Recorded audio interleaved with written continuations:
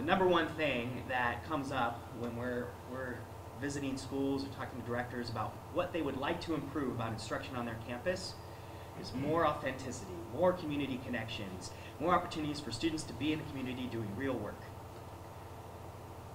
But it's hard, and it doesn't happen very often.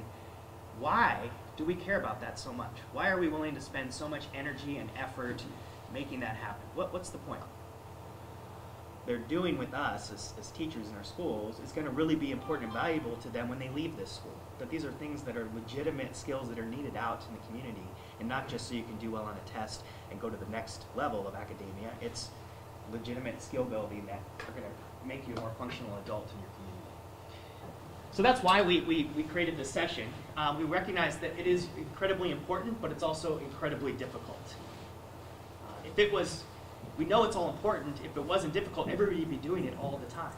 But there's a lot of things that make it challenging. So we want to help everybody from this session kind of walk away with a bit of a vision of what is possible. When you align the things that need to be aligned to make this happen more frequently, students get connected to real work and meaningful work. I want you to have these three questions in the back of your mind. All right. So in terms of thinking about what does it take to design learning opportunities like this, right? And thinking also about not only for your students, but also for your staff. Why doesn't it happen more often? And what are the structures that it can allow for learning opportunities like these to be the norm, right? How do we then start to create these structures so then, every project, or a majority of the projects are very much authentic community-based projects.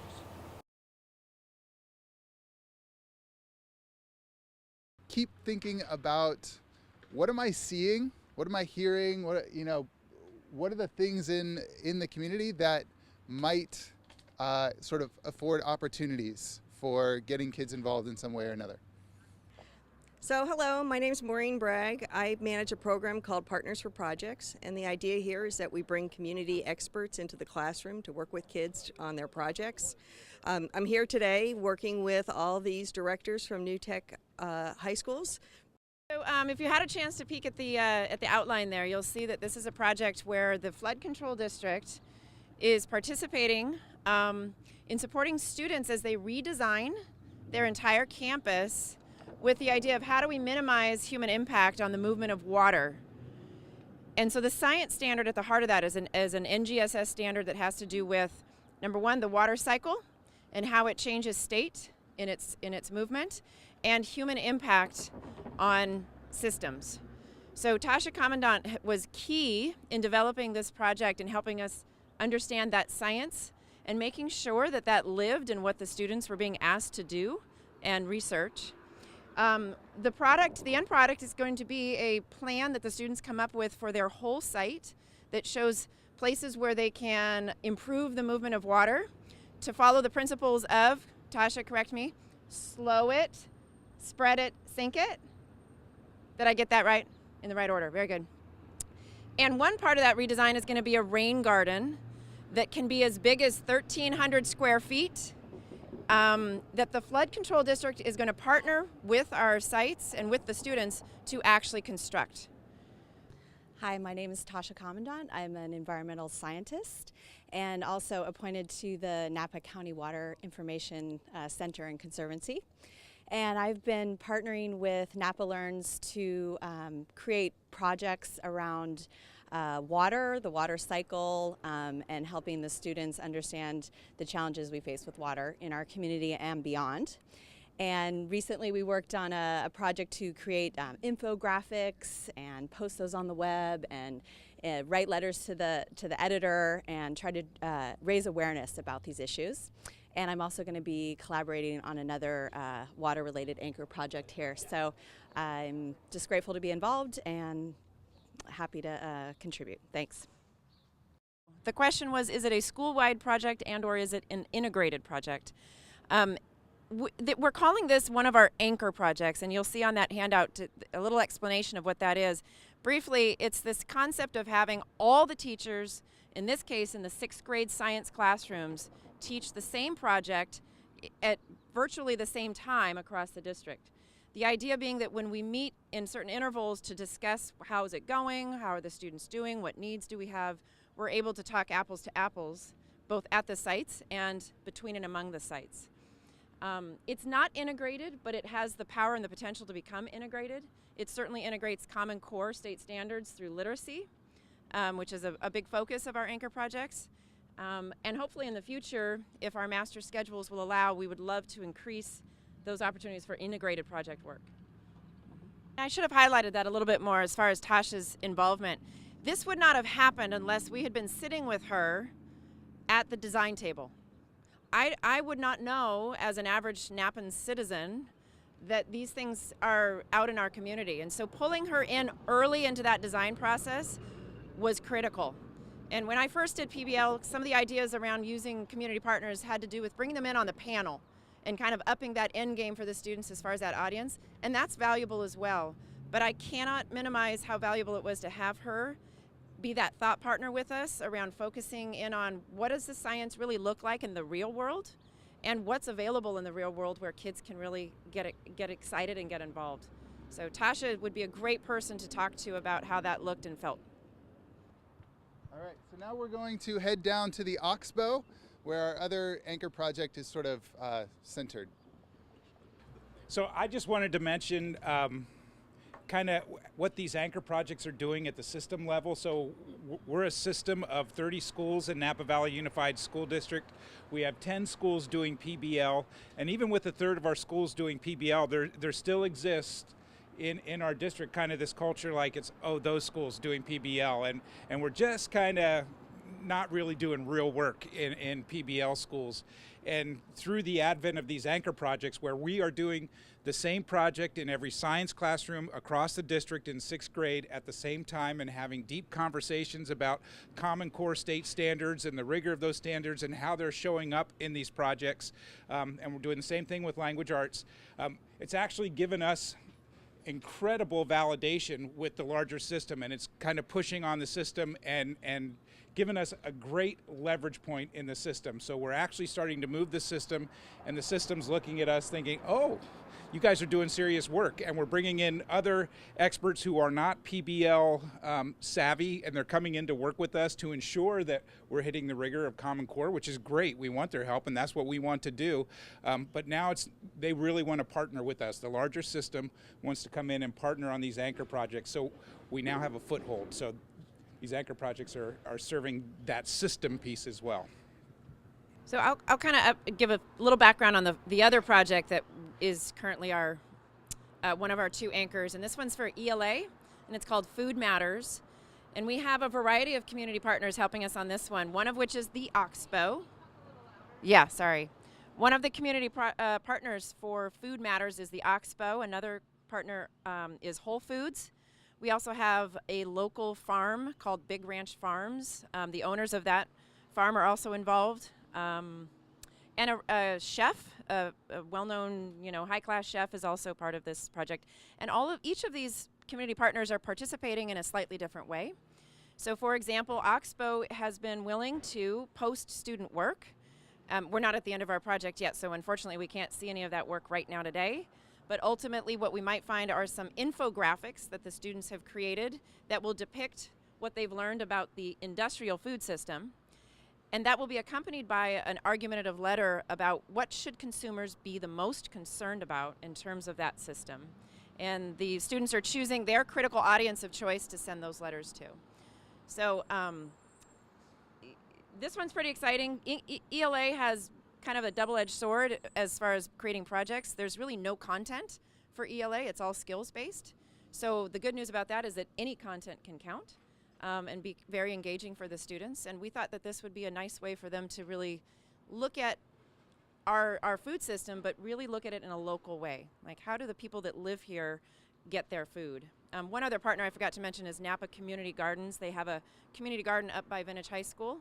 And that gal has already come and spoken with some classrooms and has offered to create an entire tab on their website to include student letters and student infographics. Kate got in touch with me through Maureen a few weeks ago to work on one of these projects, on the food project. Redwood Middle School was doing a public service announcement with their 6th grade class. And so I spoke to the teacher about it, and what it seemed that I got the background on the argument letters that they were doing and the background, the content that they would be focusing on. And so she said, well, I need some help helping them put these public service announcements together. And so to me, it became more of a concept development problem to solve than a film problem, since they weren't actually going to take it to film. So, And what's your background? my background, sorry, I'm formerly from Walt Disney Feature Animation in Los Angeles, and have relocated to Napa here in the last year and a half.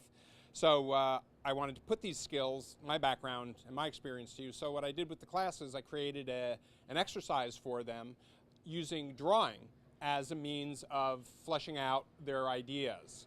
The school where Phil worked, and we have another school, they're in their second year of implementation. And up until this year, their idea of bringing in a community partner was, we're going to bring in somebody to kind of give an assembly style speech to our students about what they do, and there's no kind of real interaction or feedback to the students about their learning. What Phil just described to you is kind of taking this to the next level, where he's actually coming in, working with the students, and giving them feedback about their thinking and their learning, which is really what we want to get to. So yeah, we really appreciate that. Next piece of the tour will be breaking into 3 groups. Each group will have a new tech leader, someone from Napa, Napa Valley Unified School District, as well as one of the community partners. We're on stage 2 of our journey, so you can go to this map. There's a little organizer here for you to just sort of keep track of your sees, thinks, and wonders. And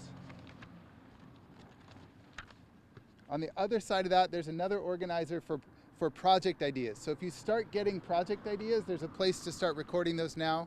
But don't feel pressure like you have to fill this out. There's no quiz at the end. We're going to stop at a few places, but feel free to stop anywhere you like and do some more looking, some more talking, whatever. So this is sort of our first official stop. So you can take a look at this sign and just chat a little bit about what might we do with this. All right. Again, I'm Jenny Olson, and I have been working for the past 4 years with our teenagers in Napa. It started when my son was at River Middle School, and a friend of mine, how much time do I have? I can talk for 2 minutes. 2 minutes. Okay, I better hurry. A friend of mine was going to Uganda to work on a photo documentary project and asked if her friends would help collect underpants to take over there to give to teenage girls who were dropping out of school because they couldn't manage their monthly cycles because they didn't own underpants. So I sort of reached out to all the teenagers in Napa that I knew and asked for their help, and I was completely amazed and inspired with the response. In about 3 weeks, we collected 2,000 pair of underpants that we sent to Uganda.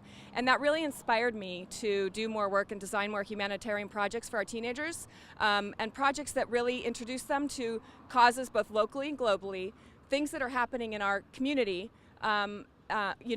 through community mapping, which is something that we sort of access through Jane Goodall's Roots and Shoots organization, to find out what our issues are locally and globally, and then to empower them to do something different to make a difference.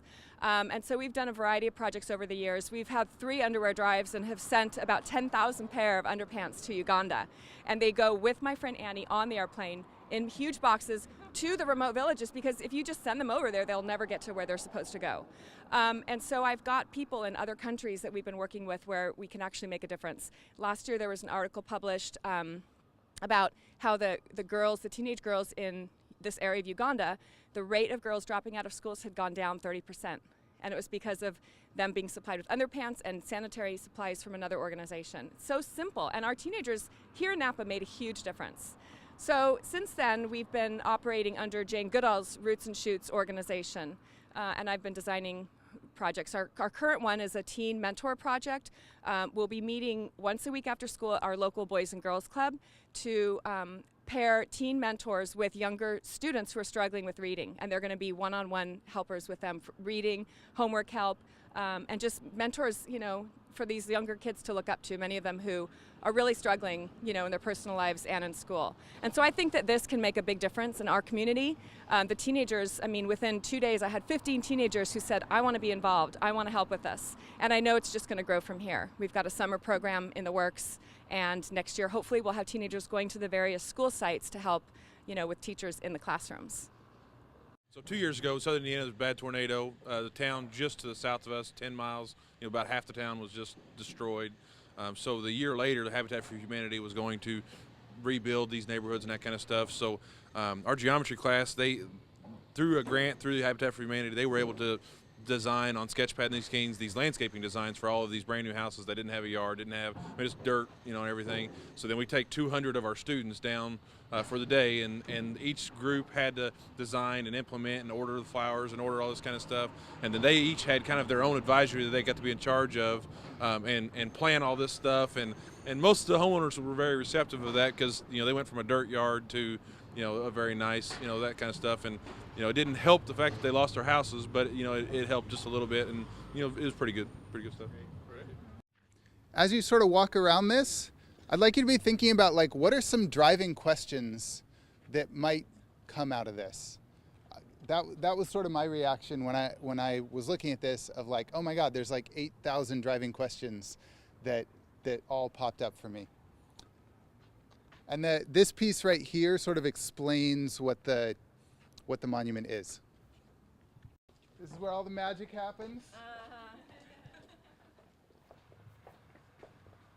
Put your nose on the glass. We're in a school that's part of the neighborhood transformation, and normally we show a video and bring some people in to talk about the context of the neighborhood transformation, but we could wrap into people understanding our community by walking around and simultaneously be thinking about project ideas. So this could be a really useful. What we'd like to do is spend a little bit of time as a whole group debriefing the experience and sort of share out some of those big ahas or project ideas or things that came out of your conversations. I'm thinking about the last question here, this replicate experience with the staff. We saw community spaces, we saw art, parks, recreational pieces in the community that I feel like could inspire teachers for ideas for their projects.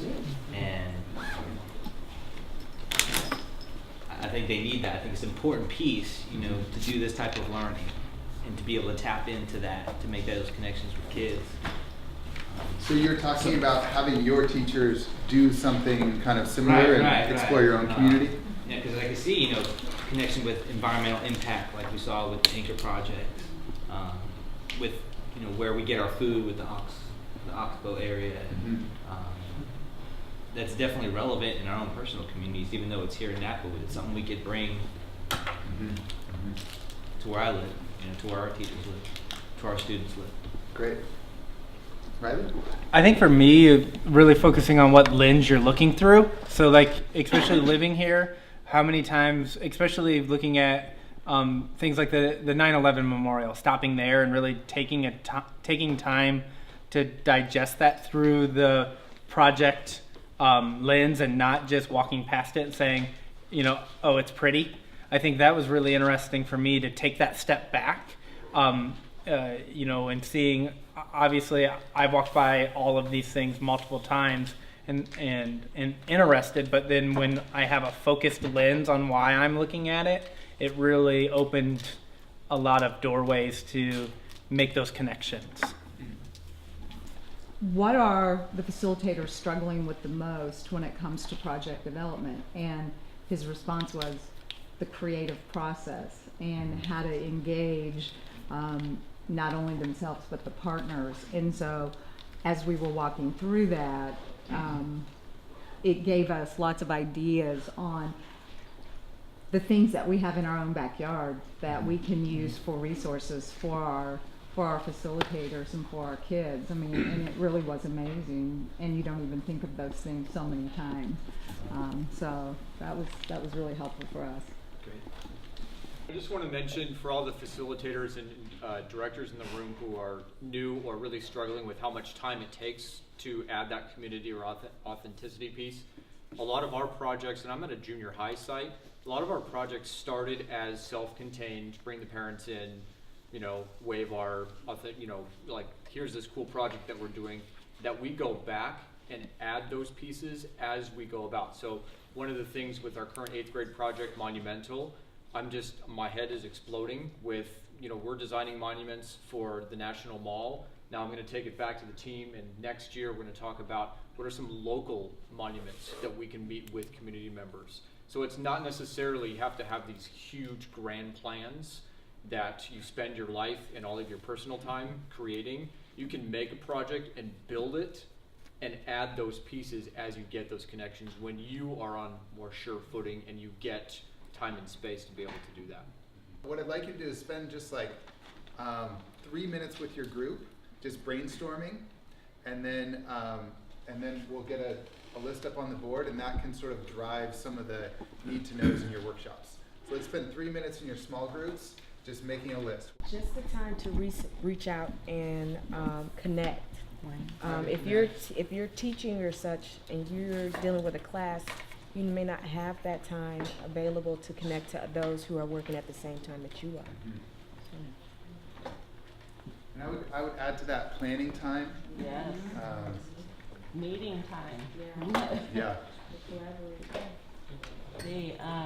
Also, just lack of knowledge of the connections or resources that are out there. As you know, often have lots of ideas, have no idea who's out there who would be willing to help and spend some time, and that takes legwork. You know, that's and cold calling. Right. Yeah, it takes legwork and it takes connections. Yeah. That like a lack of connections is huge. This is just kind of with the time thing, and maybe we're going to get to this, but in general, like New Tech schools, what is the schedule like? You know, we have 90-minute classes right now and an hour of plan, but we have the same kids every single day. So do a lot of New Techs do block schedules? Do they do so they can have this time? I'm just curious. Right. So I think that's a great question to get into. We won't get into it at this exact moment, but like, yeah, how do you schedule if you want to have a professional come in, but you have 5 classes and you need them to come in 5 times? Like, how does that work? How do you get, you know, those kind of things? I mean, we've like videotaped and shown it in other classes, but again, just how does that work? All the scheduling piece. Yeah. So touching on That's that. exactly. I just presented a few days ago at American Canyon Middle School to 2 8th grade classes about our humanitarian work, and the instructor videotaped it, and I left photos with him, so he was going to show all the other 8th graders my presentation that couldn't make it to that time slot. Other obstacles, yeah. I think one thing that's important that I try to emphasize with my staff and with my kids when they design projects is coming up with something that you can form a true partnership. What can you offer the other person? What, as far as maybe putting up infographics in their store, or you know, as we were going out doing displays in their windows, they have to kind of sell themselves so that it's a true partnership. That they're not just taking from the community partner, it's really, Because it's really hard to get somebody to just come in and give, but it's much easier to come in if it's a true partnership. I think we talked about here, my friends from Australia, they don't have that culture of community support right now. That's not part of their reality. Something that we need to tap into. I think as you connect these projects to standards, I mean, you could probably teach the water cycle in a couple days, or spend 3 or 4 weeks on this project. You know, that's a struggle as a director. That all the time. You know, I love this. This is an awesome project, but 3 weeks, 4 weeks. You know, there's a lot of other stuff that they got to teach. You know, so you know that's a constant obstacle. So efficiently connecting to standards. Yep. Yeah. Pacing. Ready? One thing we talked about a little bit too is how to make our getting over the obstacle of making local engaging, because sometimes people see local is like, you know, especially from that student mindset of, you know, here in Napa a lot of teenagers say there's nothing to do. So how do you capture that imagination through that local connection?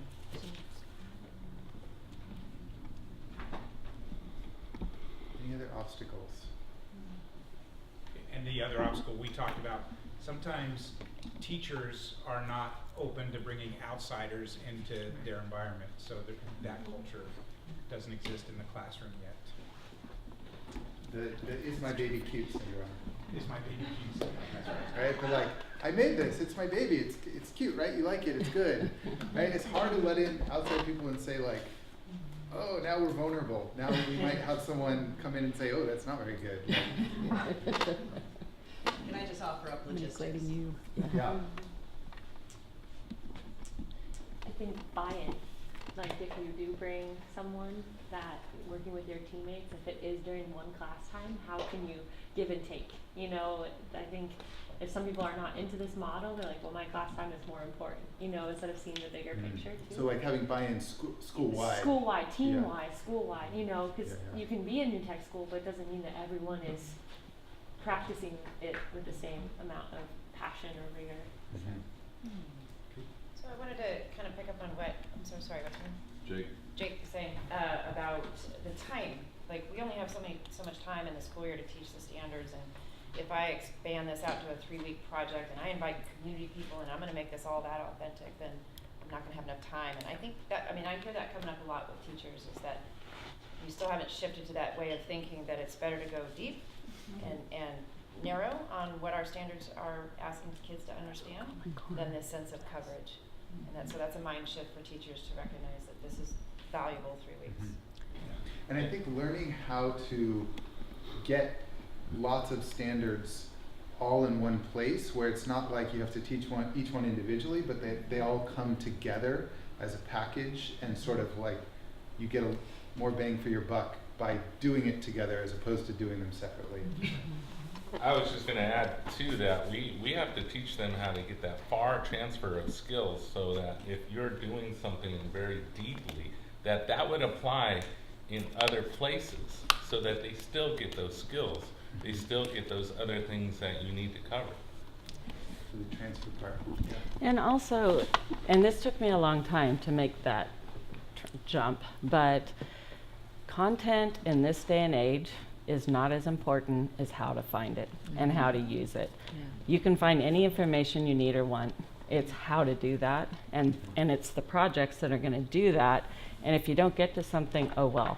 And I mean, we have an example of that because we switch our U.S. history. Well, we did U.S. history and economics, political science, back and forth. And when we were still doing the California testing, they would have to take the U.S. history test, and they hadn't had it.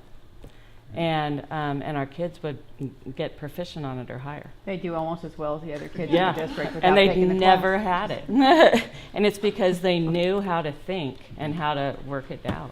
She'd do about a week of review before the test.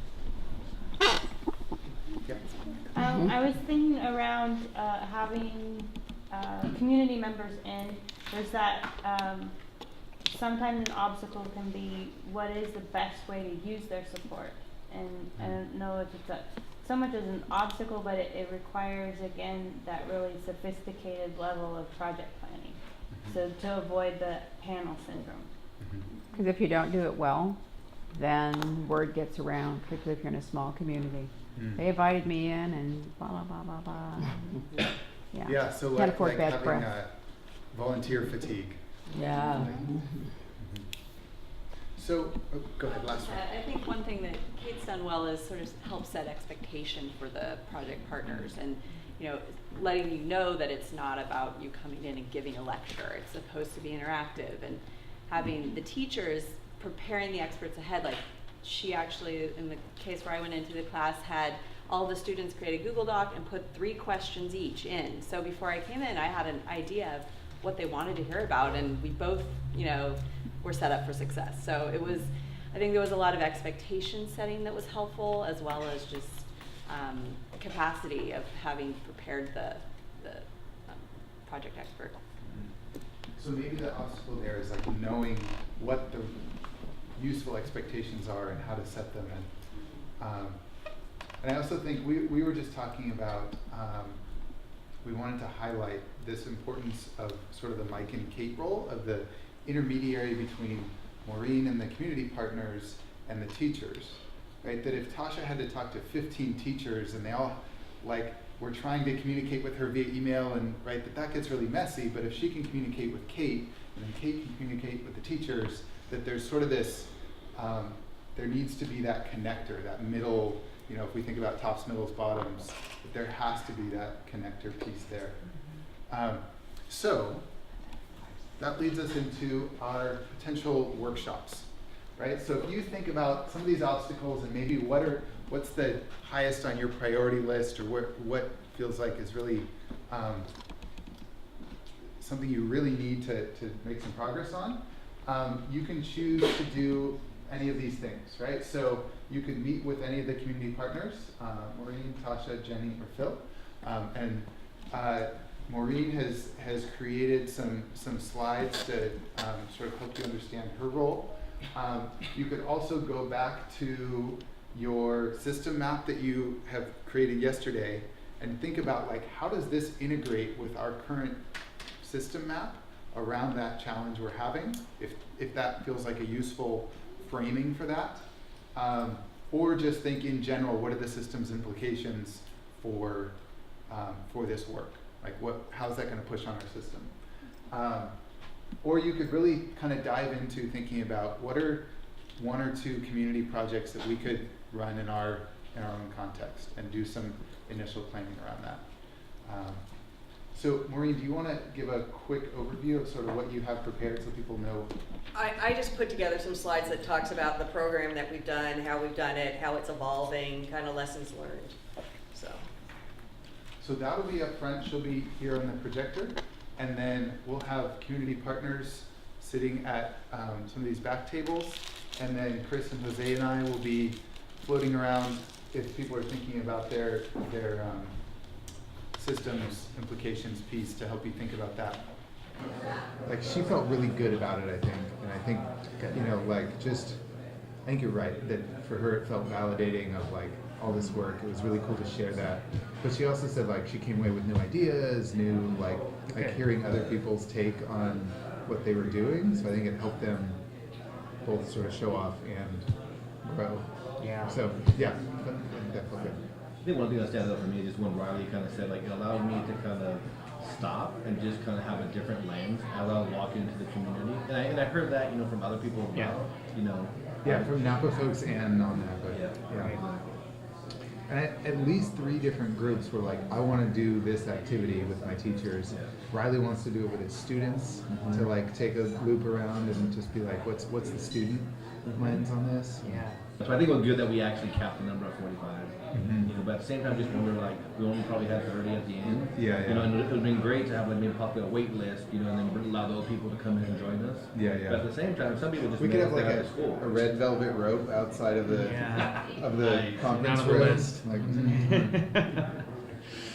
I feel like I sort of flew through introducing people, like, this is Kate, this is Mike, these are these people, this is their general role. Yeah. But it would have been good to have them say, like, do the 1-minute version of who they are and what they do at the start. Yeah. So there's more context. I think from like beginning to end, like the beginning, and I think I mentioned this to you, like we had to blitz through that opening piece. We got it like in less than 15 minutes. We went through a whole bunch of stuff. It'd have been nice to have a little more buffer there to like anticipate people need to check out of their hotel, they need to get their luggage, they're gonna have to like get coordinated with their travel, and to have like time to introduce folks and let them sort of explain their context. Like we could have done more up front there if we had more time, because it was hard. I think everywhere else, like we had just enough time. So we did the best we could, but you know, if like it went to 12:30, I would have felt better. But that would have been that piece that would have adjusted. And I think also at the very beginning of the walk, at this parking lot, at the like we could have introduced people there. Kind of a critical friends round, or sort of help them develop your every question. Kind of really having each team kind of go around and share out some of their stuff. I think that's like a little more like. Make it a little less optional to think about project ideas and really like force people to hone in on 1 or 2. Right, and maybe even have a way for people to share kind of all of their takeaways in that way. if there sort of some protocol. I'm thinking too, just could that have happened like right at the end, so when we have each of our groups that we're heading into the school to stop outside, like, okay, so let's think about all the places we've seen, what are some driving questions that we saw, you know, so then we're debriefing for a group again. And then we go to the classroom, then it's a shift, okay, now let's debrief the whole process. How do we go? That's a good idea. Because it would have been easier to do first with a smaller group. Like what you got out of it, of like what a kid's view of the skate park or of the river or whatever. Right. Or if they were even like a tour guide or tour guide, you know, because I know as I was walking, there are different guides. I know Maureen kind of shared when we stopped at different places, or Phil would share. But I would be interested to have like a student. But I also think one thing that we could do is involve the locals more in the planning. Yeah. Because essentially we planned the tour and then said, okay, let's get people in.